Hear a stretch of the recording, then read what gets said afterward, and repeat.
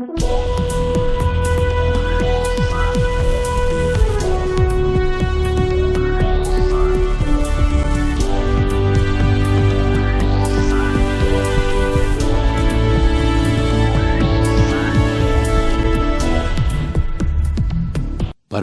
को स्वीकार या अस्वीकार करना बहुत आसान है, परंतु परंपरा को आधुनिक विचारों के साथ संयोजित करने के लिए जरूरी है रचनात्मकता, दृष्टि और विभिन्न दौर का ज्ञान। प्रसिद्ध आर्किटेक्ट श्री हितेश सोमपुरा, इनको सैल्यूट मुंबई 2005 अवार्ड से नवाजा गया। ये विभिन्न शैली की श्रेष्ठता को विभिन्न टेक्नोलॉजी की मदद से संयोजित करते हैं और अपने लाक्षणिक आर्किटेक्चरल प्रोजेक्ट्स के जरिए 21वीं सदी के सामने प्रस्तुत करते हैं। हितेश उन चंद गिने चुने आर्किटेक्ट्स में से हैं जिनके पास मॉडर्न, ट्रेडिशनल दोनों ही आर्किटेक्चर की शैली का महाव्रत है। क्योंकि इन्होंने मुंबई यूनिवर्सिटी से बैचलर ऑफ आर्किटेक्चर की उपाधि प्राप्त की है और उनके परिवार का परंपरागत भारतीय आर्किटेक्चर में भव्य इतिहास है। हितेश जी का सोमपुरा परिवार पिछली 12 पीढ़ियों से भारत में सुंदर मंदिरों का निर्माण कर रहा है। उजूबे के समान राणकपुर मंदिर, सोमनाथ मंदिर और माउंट आबू के देलवाड़ा मंदिर का निर्माण सोमपुरा परिवार के पूर्वजों ने सदियों पहले किया। उनके परिवार में मंदिर स्थापत्य की तालीम वंश परंपरा के अनुसार पीढ़ी दर पीढ़ी दी जाती है। इसलिए मंदिर का निर्माण करने के लिए एक सोमपुरा परिवार को किसी भी आर्किटेक्चरल कॉलेज से तालीम, डिग्री या स्ट्रक्चरल इंजीनियर की आवश्यकता नहीं होती। कहा जाता है कि मंदिर निर्माण का हुनर हर सोमपुरा के खून में होता है, जिसे उसका परिवार बचपन से तालीम देकर तराशता है। इसलिए आज भी विश्व में कहीं भी परंपरागत भारतीय शैली का मंदिर बनाना हो तो क्वालिफाइड आर्किटेक्ट के मुकाबले सोमपुरा परिवार को प्रथम पसंदगी दी जाती है। हितेश जी की 8वीं पीढ़ी के प्रपिता स्वर्गीय श्री गणेश सोमपुरा ने 17वीं सदी में वास्तु कौस्तुभ नामक हस्तलिखित ग्रंथ लिखा था, जो हितेश के पास आज भी संग्रहित है। हितेश जी के दादा और पिता स्वर्गीय श्री हरिप्रसाद सोमपुरा भारत के अग्रणी टेंपल आर्किटेक्ट थे। उन्होंने भारत में कई सुंदर मंदिरों का निर्माण और जीर्णोद्धार किया, जैसे कि थाने का जैन देरासर, दहाणु का श्री महालक्ष्मी मंदिर और मुंबई की श्री वल्लभ निधि ट्रस्ट हवेली। बचपन से ही हितेश अपने पिता और दादा के साथ उनकी मंदिर की साइट पर जाते। सिर्फ 6 वर्ष की आयु से उन्होंने शौकिया तौर पर अपने दादा के मार्गदर्शन के अनुसार मंदिरों के स्केच बनाना शुरू किया।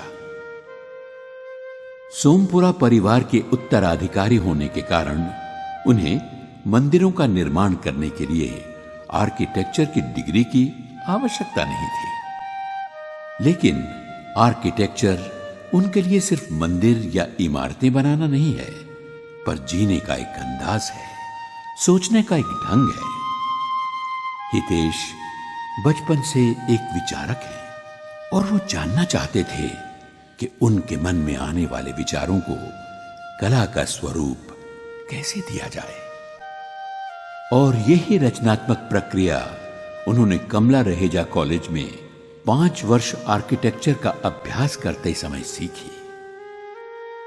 कॉलेज के उन वर्षों में उन्हें मॉडर्न आर्किटेक्चर की तालीम कॉलेज में और परंपरागत मंदिर के आर्किटेक्चर की तालीम अपने घर, अपने परिवार से मिली।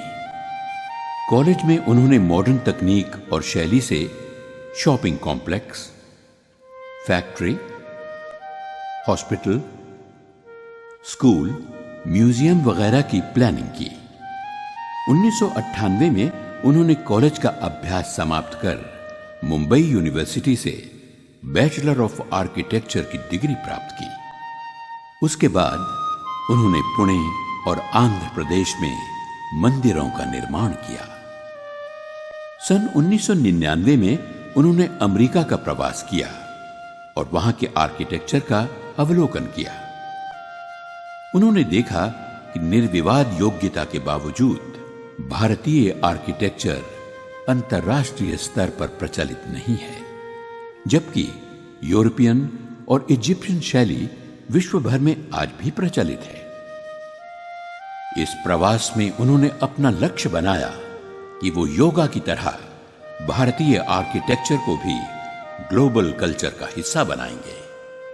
अपने इस लक्ष्य की तरफ आगे बढ़ते हुए उन्होंने मंदिर स्थापत्य के इस परंपरागत क्षेत्र में आधुनिक कंप्यूटर टेक्नोलॉजी का प्रयोग करके एक नई क्रांति की शुरुआत की।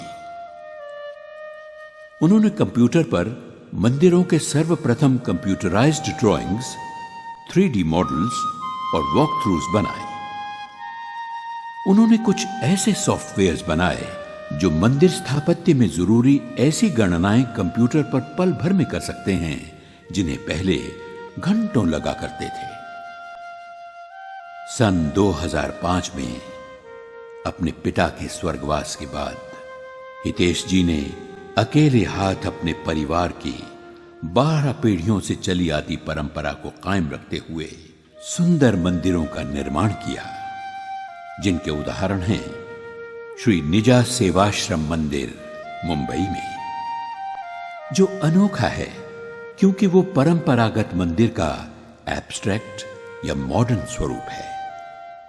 बालासिनोर की श्री मदन मोहन हवेली एक मार्गदर्शक उदाहरण है कि परंपरागत और आधुनिक आर्किटेक्चर के मटेरियल्स और शैलियों को कैसे संयोजित किया जाता है।